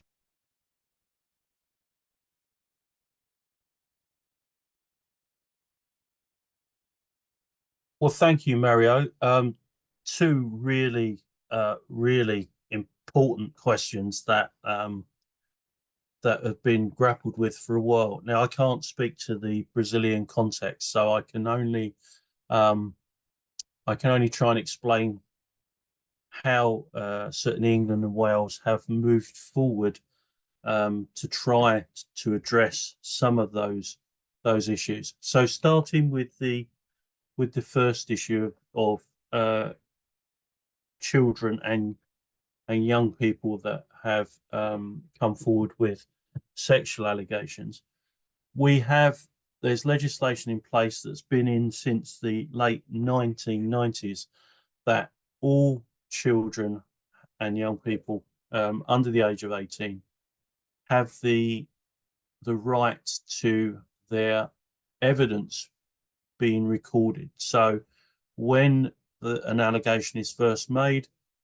the evidence in chief can be recorded, and so their account is videotaped, they're interviewed on tape, and it's that tape that becomes their evidence in chief should the matter proceed to trial.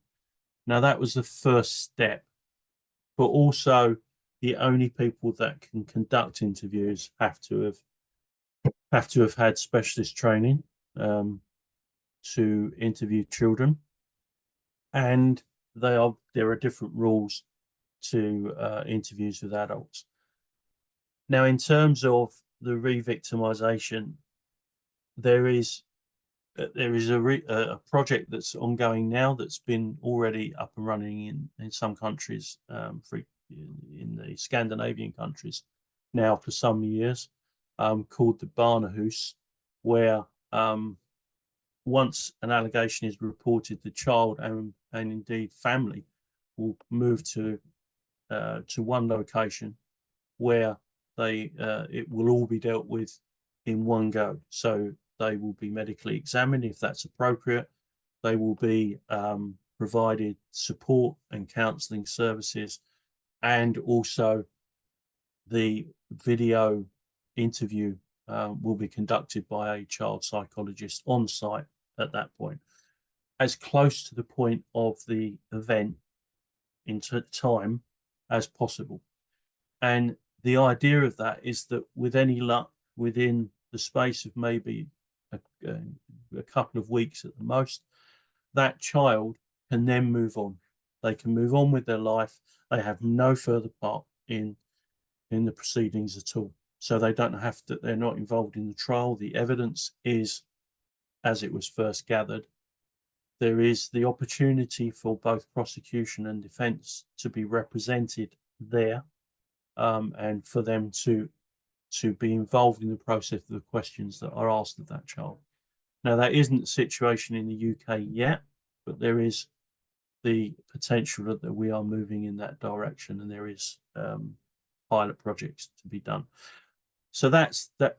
If I was answering that first question, that's the answer for me, is the fact that the quicker that child can be removed from any interaction with the criminal justice process, the quicker it is possible for that child to move beyond the events that have taken place, and that is the quickest way to psychological healing, hopefully, beyond that. In terms of the second part, we have a process where either the investigator or a dedicated officer will be in regular contact with the victim of a sexual offence from the point of first reporting right through to the end of trial. So they will have somebody that they know, so it's not just constantly being pushed from one person to another, and that they will have a regular contact with them, that all of those contacts are recorded, and they can that means they can get updates on how the case is going. It's a two-way process, because it also allows the investigator to keep an eye on how they're doing, because it goes through a long process like that. They might seem fine for ages, but as it gets closer to trial, they may well be, really stressed and worried about what that process is going to entail. Also, the more information that is given to them as that process goes forward, you find that they're better able to prepare. One of the other things that we do in England and Wales is that we always arrange for victims of sexual crimes to be able to visit the court prior to the trial so that they can see the courtroom before anything is happening. There are also special measures in place, which means that the person very rarely is asked to give live evidence in the courtroom. They will often provide it by telelink, so they will be in a different part of the court and they won't be able to see the accused. If they do give evidence within the court, quite often they'll be screened off so that they can't be seen by the rest of the court. The jury and the advocates are the only ones that will see them. So there is a number of different things that can be put in place to try and make the process slightly easier for them. But we also have support services that deal with them, because clearly the police are not the right agency to be involved in providing any kind of psychological support or counselling or anything like that. So other services are put in place. But I think we can and do have a responsibility to make that process as easy as possible. And I think that just comes down to doing what you say you're going to do, being transparent about what you're going to do, and give as much information as often as you can, because quite often things get forgotten. Even if you've told somebody, it doesn't hurt to tell them again, and to make sure that there is a consistency of contact, because there's nothing worse than being passed from pillar to post and kept in the dark and not really knowing who's going to be in contact with you. Because the other thing is, you don't want to end up having to repeat yourself as a victim. You don't want to have to keep going through the story to a number of different people. And I think that's probably the key factors for me. I hope that helps to answer your question, Mario. Good, great questions. Thank you.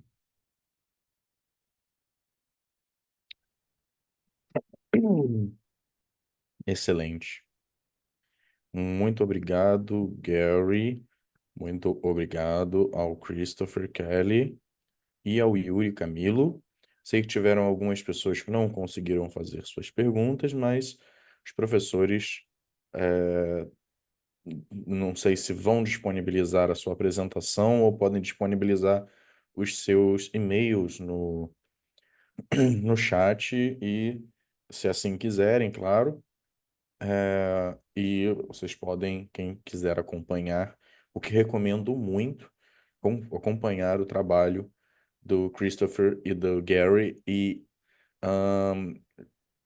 Kerber, pode colocar o site da iIIRG, por favor, pedir para que colocasse o site da instituição, para que pudessem acompanhar os conteúdos, os contatos, os posts. E recomendo demais que acompanhem essas duas figuras que são tão importantes para o cenário internacional e que têm sido para a gente referência aqui no Brasil. Muito obrigado, Christopher. Muito obrigado, Gary.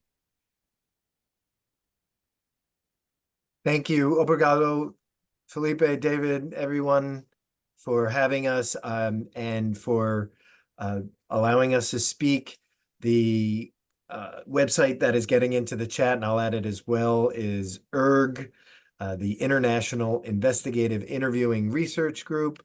And for anyone who visits that site and is interested in joining, we have a promotional code for 10% off membership that I want to put that in there. So that is iIIRG BR10.